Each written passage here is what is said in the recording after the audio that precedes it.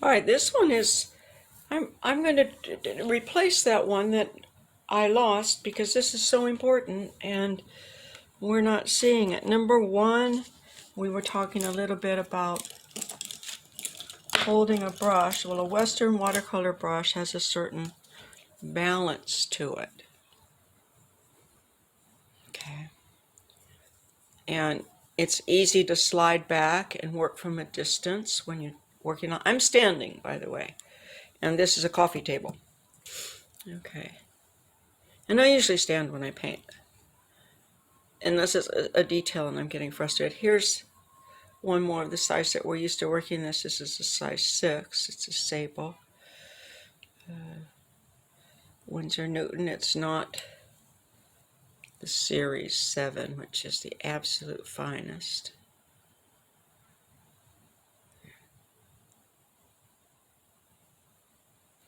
And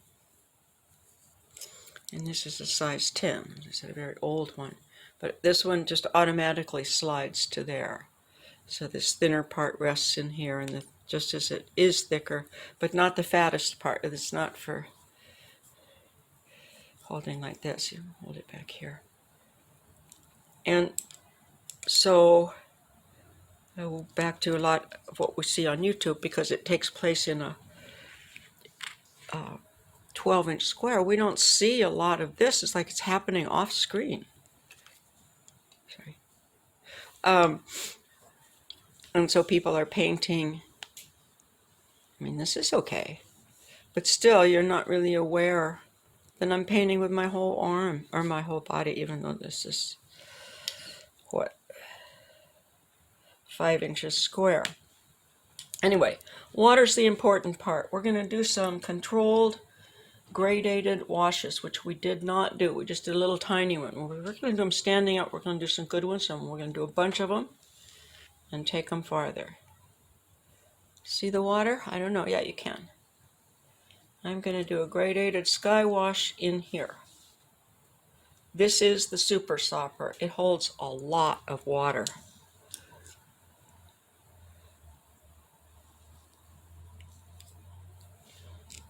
Okay. A lot. And you want a lot because you're doing watercolor. And remember earlier I said you'll see often I'm moving my brush over and doing something. I'm not picking up more color, I'm picking up more water. So it's just a different concept, a really different concept. And the more I think about what I'm doing here, the stranger it gets. Okay, so gradated wash. I'm going to take this nice big guy here. And the mistake that I was making was getting it too blue at the very top.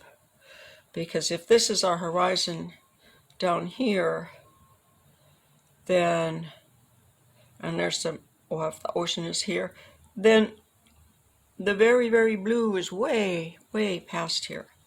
It's going to be a light blue. Oh, good, I didn't put too much in. Now, so when we did color mixing, we were getting full intensity of these colors. Now we want to do controlled washes. I'm brushing it a lot, but that's about all I can do. Leave it alone and come back, okay? It's not going to go anywhere. I'm taking some of the color out right now in water. Only rinsed it once. There's still some in here. I need more water. More water.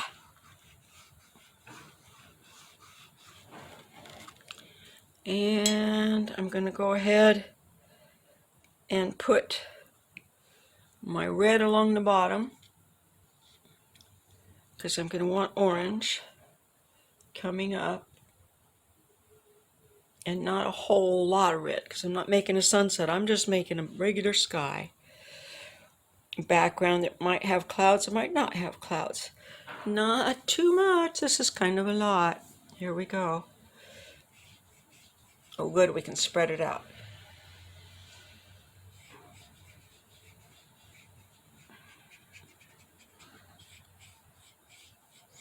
I'm not using the Artist's Loft on these, by the way. These are my Winsor Newton watercolors. On this nice Canson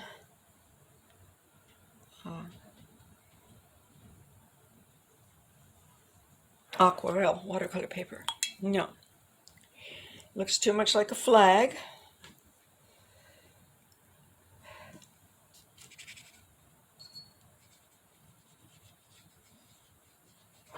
So I'm going to do that, and then I'm going to go away, and because I don't know what I'm doing, but the water does. Let's add some more here.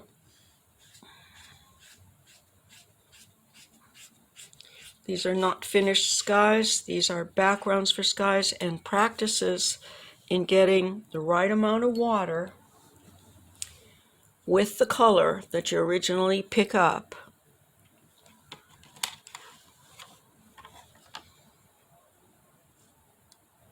And then, of course, there's the stray hairs. Okay, so this is not super, super dark here. All right, that's still a fairly light wash. What we use these mixing trays to is for getting the color out of here and putting it in here and adding water. Obviously, I'm not going, well, maybe I will, because I can mix my colors if I feel like it. Okay, here we go. I'm only going to use a little bit of this, and I guess I'll try to bring it down. And this is your standard sky wash. Okay, well, we've got some kind of atmospheric disturbance going on over here. So what am I doing? I'm water bending. I'm moving the water around. Did I put any more paint in? No. Did I put any more water in? No. Just moving around what I have here. And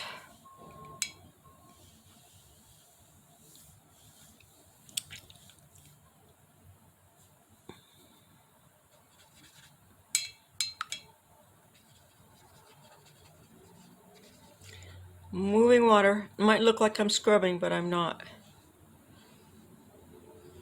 It almost sounds like it.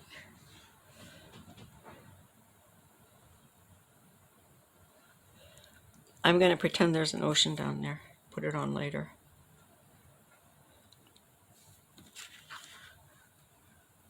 All right, water bending.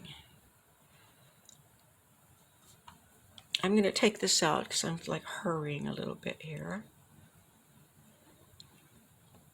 I'm going to hurry up and wait though. You can't hurry watercolor. And another thing we very frequently do with watercolor is put our board on an incline,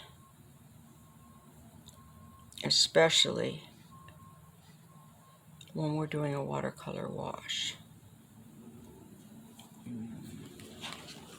Let's give it a bit of an incline here just for fun.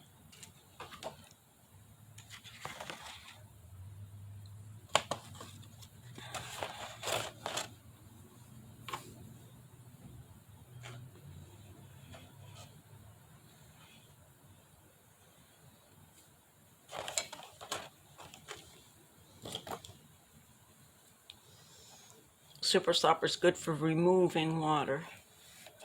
It's good for putting it on the paper, and it's for taking it off too. So we may have to introduce the Super Stopper to get everybody to loosen up a little bit. All right. I haven't figured out how to do this. Okay, I think you can see it. If I do it like this, put this down here. There. Now, classic watercolor. Not quite as much water as what we put up there.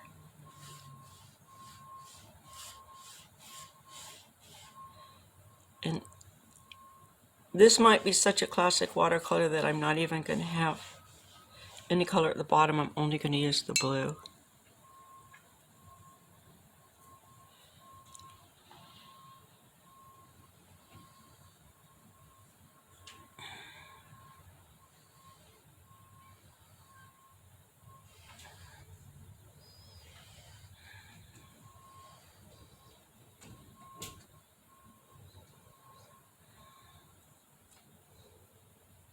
And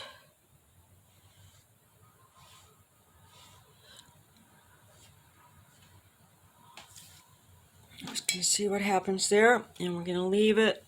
Oh, these are going to be doing a bit of moving around too. Okay. Well, those are better though. They are nice and light. Remember, just because you can't see it doesn't mean it isn't there. And light to dark. You can always go over it.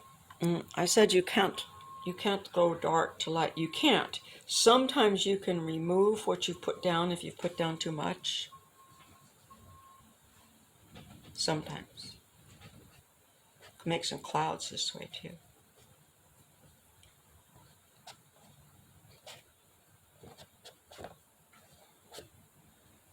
Wouldn't do this, shouldn't do this with a nice sable brush. Super Soft Pop would make good clouds. It's dry. Yeah.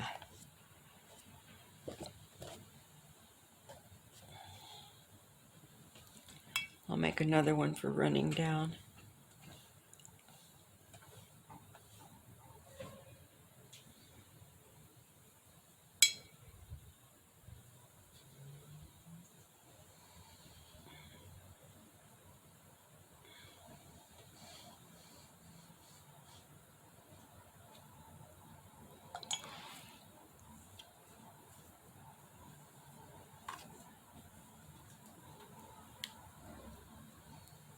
Let that one run down and I think stop it.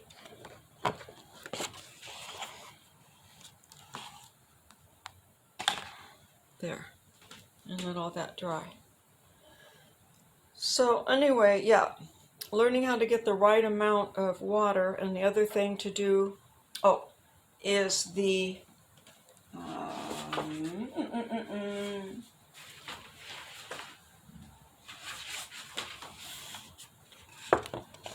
light wash. 1 wash, 2 washes, 3 washes. That's how you make your colors darker or more intense, by layering. But you're trying to get a light wash. You need to let it dry. You put one, and that one, and let them all dry. Go away, do something else. Work over here, right? When these are dry, then you can do the second one. But this is how you're going to be able to attain darks and lights in a monochrome and an analogous color harmony and a complementary harmony and a split complementary harmony. I know what those are. So it really is going to push you into getting a range of lights and darks with these. This is much too long, 24 minutes. I will be editing these sometime in the future. I think I can download them onto my laptop from YouTube and edit them there. I cannot do that onto my phone. That's something new I'm working on. And then you won't have these long gaps where I wander off and come back and go, oh, was I recording? Thank you for watching. And again, this is kind of a little makeup sheet in between. I think this is tagged onto another 10 minutes or something.